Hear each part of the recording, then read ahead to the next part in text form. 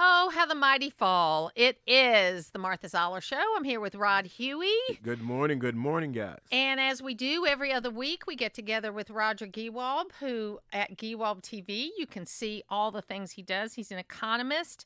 He lives in the UK, but he's an American. So he has this great perspective on how things are. Roger, thank you so much for being with me today. Thank you, Martha. So, big day today, but a lot of people in America don't understand kind of how this works because we have presidents that are elected for 4 years and they can have very low approval ratings, just like Joe Biden has. I mean, if Joe Biden were a UK prime minister, he'd probably be making a speech like that right now. So it's a different kind of system. Sort of explain to people the system first, and then let's talk about what happened today. Well, in simple terms, we elect a president in America, as you say. Here, they elect a party. So whoever is the leader of the party becomes the prime minister. That's the difference. And so if the party turns against him, it's kind of hard for that prime minister to run a government if he hasn't got a government. So when Boris Johnson is now going to step down as the head of the Conservative Party, but also the prime minister, does whoever is the next leader of the Conservative Party, does that person become prime minister, or do they have to have Correct. some sort of an election? No, they pretty much automatically become prime minister. Okay, that's interesting. So how did he do? Was the speech enough today? Were you surprised by it? What were your thoughts? I was surprised by it. I thought that he was going to try to hang on longer. He certainly was making fighting noises up until the very last minute. It was a big surprise to a lot of people when he resigned this morning, said that he's going to resign. How did he do? Well, I think he did pretty well. I mean, his hero is Churchill. He is himself a Churchillian sort of figure, extraordinarily eccentric. He can be quite abusive. He doesn't do cigars and whiskey and brandy all day long, but he's got his own foibles. He's got children all over the place by different ladies, apparently. He's a very interesting, extraordinary man. And he did well. He certainly did well after a tricky start with COVID. We were the leader in the world at vaccinations and everything going on. He's done very well. Just listen to Zelensky in helping Ukraine. He's done very well in many things. It's his personal foibles, his personal problems that have caused the difficulties, and they're all real, relatively small peccadillos. That he went to parties that he shouldn't have gone to. The party shouldn't have happened in the first place. Then he let's say obfuscated is the word they like here, lied about those parties and his knowledge about them, and then he lied. The straw that broke the camel's back was him lying about the aptly named Mr. Pincher, who used to go to conservative clubs and grab fellow conservatives' genitals. And he nevertheless appointed him to a high post as a reward for his support. Claims he didn't know about it. Once again, they proved he knew that. So the reason he had to fall on his sword, Martha, is basically just because his integrity was questioned to such a level and regarded as being so low that he just wasn't fit to rule. If it weren't for that, I think he could have gone down as one of our very good prime ministers. That was the question, Roger. How you doing? It is so good to listen to you. I love getting the insight that you give.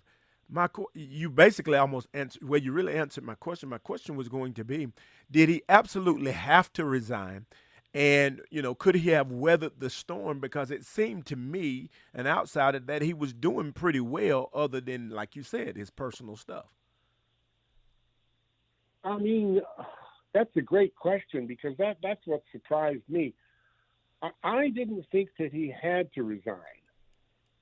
Now, there's this black, well, Indian, non-white lady who's come on real fierce, and she's the next Donald Trump, and she really surprised me by announcing that she wasn't backing him, because they were very aligned on a lot of things, and I thought she and a few other people were really fighting along with him. But even when they pulled their support, he didn't really have to resign. He could have fought on. I don't know what it is that tripped the wire. I haven't seen. I've been on various TV programs, all morning long, and yesterday, and listening to the same. And I haven't seen the straw that broke the camel's back, if you will. I haven't seen what made him do it. It's an excellent question, because he has had people coming to him.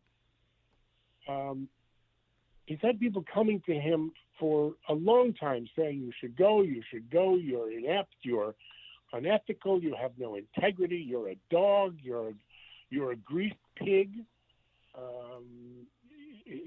Greasy pigs, they escape, you Yes, can't hold yes. on to them.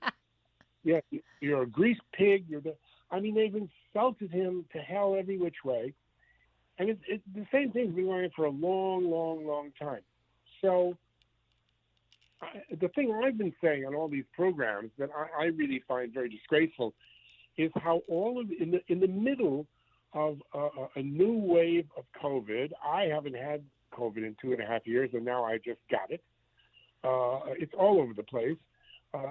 Cost of living crisis beyond belief, war in Ukraine, 10 million things going wrong. In the midst of all this, 40-some ministers and members of parliament, representatives, if you will, resign and leave their departments, their bureaucratic department, Department of Social Care, and Department of, Health and Fisheries and whatever it is. They've just left them, without a captain, and they've left us, the voter, the consumers, the voters, the biggest voting bloc in the country. They've left us in the middle of this mess, this pool of poo, with nobody to get us out. Nobody's in charge, and why did they need to do that? Just to get rid of him. This a black lady who is going to, I don't know, very probably be the first non-white female prime minister of Britain. Her name is Suella Braverman. She's born here of Indian origin, mainly Indian and Mauritian. She is the only one. She went on television last night and just floored everybody by saying, "Look, I just can't support Boris anymore. But I'm not resigning. I am the Attorney General of the United Kingdom, and the legal affairs of state of this country cannot be ignored. I'm not going anywhere. I'm not resigning unless Boris fires me."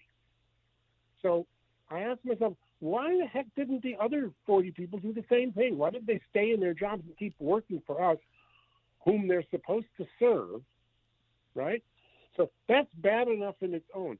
But the point I'm trying to make is that all this kind of stuff is going on for months. I haven't seen anything different in degree or kind that would have tipped him over. The only thing that happened is 2 more people went to him this morning, including Nadim Zahawi, the new Chancellor of the Exchequer, that is Treasury Secretary, who he appointed the other day, who, by the way, is said to, less than 20 hours after he was appointed Chancellor by Boris, went and headed up the group of parliamentarians trying to get rid of him. So that's politics.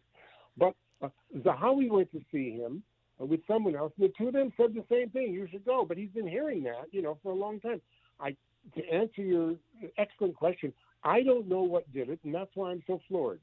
Well, and I think, too, that I would have understood it better if right after the whole Partygate thing, and then he had to admit that he didn't tell the truth about it. To me, that would have been the moment that but he weathered that pretty well. And then, of course, Ukraine happened, and he managed through several other things.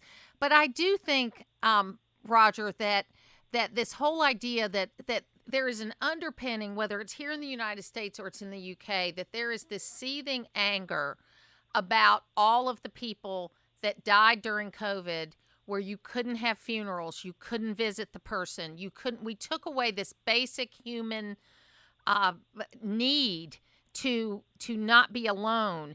And while if you've made it through to the other side of COVID, that's great, the COVID lockdowns and all of that. But the people I know that lost loved ones during this, where they couldn't visit them in the hospital, they couldn't have funerals, they couldn't do that, and that happened here as well as in the UK. I think that is a anger that people have, that things will trigger that and cause irrational things to happen because there is such a deep-seated anger over that one particular thing that was just inhumane in a way. Yeah, but looking at it strategically and rationally and logically, and he weathered it. He weathered that when it was found out. That's right. It's not seething. It's open anger, and it's far worse than anything that you guys have experienced in America.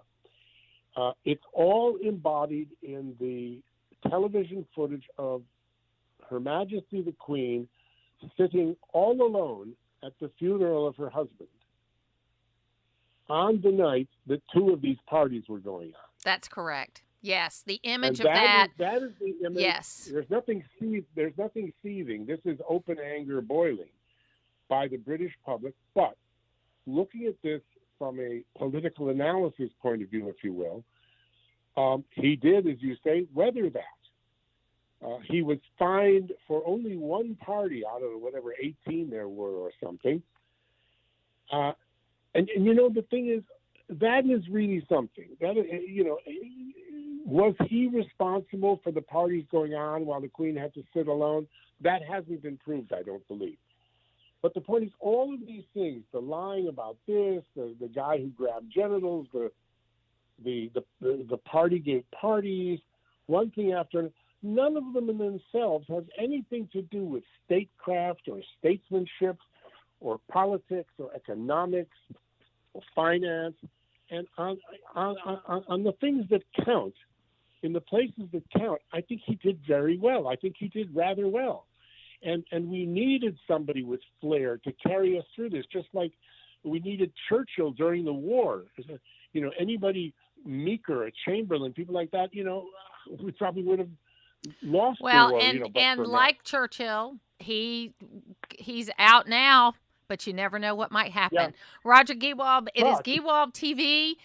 Thank you so much for being with us today. We'll talk in a couple of weeks. Thank you, Martha.